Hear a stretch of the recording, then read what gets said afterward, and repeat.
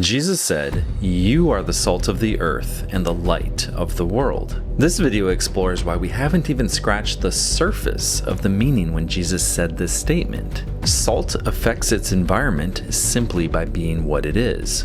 Light also affects its environment not by saying or doing anything, but simply by being what it is. So if we're going to be salt and light, we have to learn from these two substances. Salt and light are both very different from their environments. Too often we put our own meanings on Jesus' words instead of what Jesus actually intended his audience to grasp in that cultural context 2,000 years ago. We think that salt is just for flavor or it's a preservative, because that's what we know. But that's not what Jesus meant. Luke tells us what Jesus meant. In Luke, Jesus says, if the salt loses its saltiness, it is no good for either the field or the dunghill. And this tells you exactly what salt was used for in the ancient world.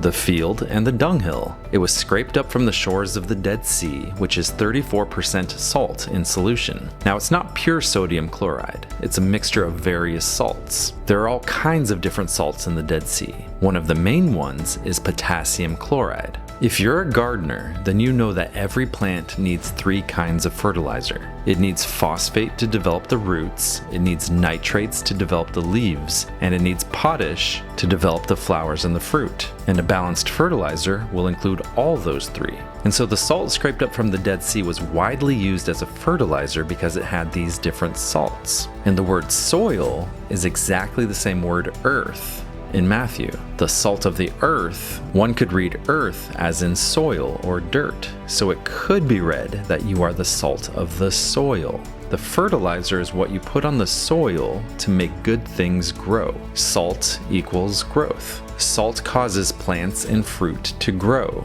And on the flip side, Jesus also mentioned using salt in the dunghill or the manure pile. This second use of salt is something that our modern day Western society won't understand. Jesus wasn't talking about animal manure, he was talking about human manure. He's talking about the backyard. They had a heap of dirt at the bottom of the yard. You went and you emptied your bowels at the bottom of the yard in the dirt, and then by the side of the dirt was a box full of salt from the Dead Sea. And you put a handful of that salt on your dirt. And that, in fact, was a disinfectant. A very simple disinfectant to stop the spread of things you didn't want to grow. Now, those two put together give you a negative and a positive influence of salt. It shows you that it promotes the growth of good things that you wanted to grow, and it inhibited the spread of bad things that you didn't want to grow.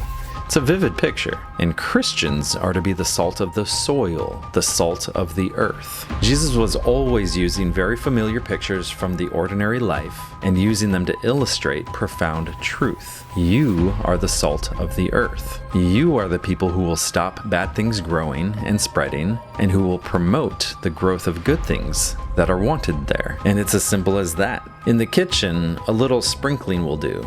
A little salt in the soup and that's enough. But as a fertilizer or a disinfectant, you need a considerable amount before the effect shows. You need handfuls in both cases. A little sprinkling on the soil will not do anything. And therefore the very concept of being salt in society demands a certain proportion of that society being Christian, being different, being salt. And the simple fact is that we don't have enough salt. And that is why social trends are going in the wrong way. And there's no way it can be reversed until there's a sufficient amount of salt to do the trick, to do what it's designed to do. We need shovelfuls, and we haven't got them at the moment. The second aspect is the aspect not only of amount, but of distribution. Salt is no use in the box or in the salt cellar. It has got to be in direct contact with the dirt before it operates. In other words, it operates by presence, not absence. And as long as salt is locked up in a meeting like this, or sitting around watching YouTube videos, we can't be the salt of the earth. We physically can't do it because we're out of contact with the dirt. And third, Jesus talked about salt losing its flavor. Now, how can sodium chloride lose its salty quality? The answer is, it can't. It is a physical impossibility, and yet it must have happened in Jesus' day for him to be able to talk about it. He said that if salt has lost its flavor, it's good for nothing.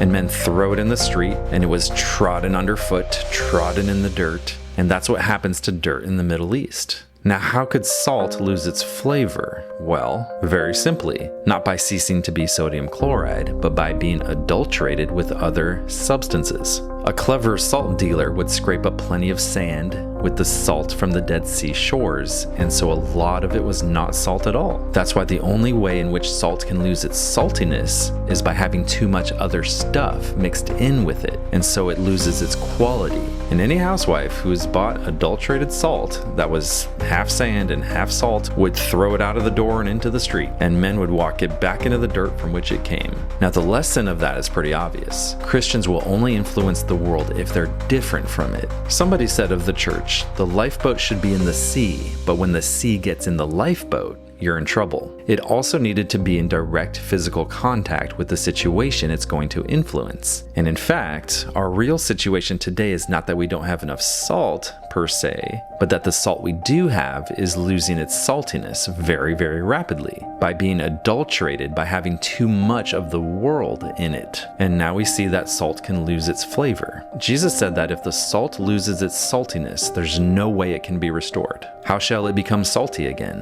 Now that's important, because once you lose your saltiness, you can't get it back again. When an individual Christian loses their reputation, it's almost impossible for them to get it back again. When salt loses its saltiness, how will it be salty again? It's gone for good. So then what is saltiness? Well, to answer that, we've got to get back to the Beatitudes. And when you read those Beatitudes properly, they are the exact opposite of the attitudes of the world in which we have to live and move. Jesus' kingdom is backwards and upside down from the world. If you want to be exalted, you must first humble yourself. If you want your light to shine to the entire world, you've got to seek the Father in the secret place. If you want to throw a grand banquet, don't invite your friends. Don't invite anybody that can pay you back. Instead, invite the poor, the blind, the crippled, and the beggars. Literally everything is upside down. The Beatitudes are upside down. Everything is backwards. No wonder the crowd chose Barabbas and crucified Jesus, because Jesus is the antithesis of this world. Be salt, be light, follow Jesus. So if you liked this video, I guarantee that you'll love these. And again, thank you so much to my supporters. God bless.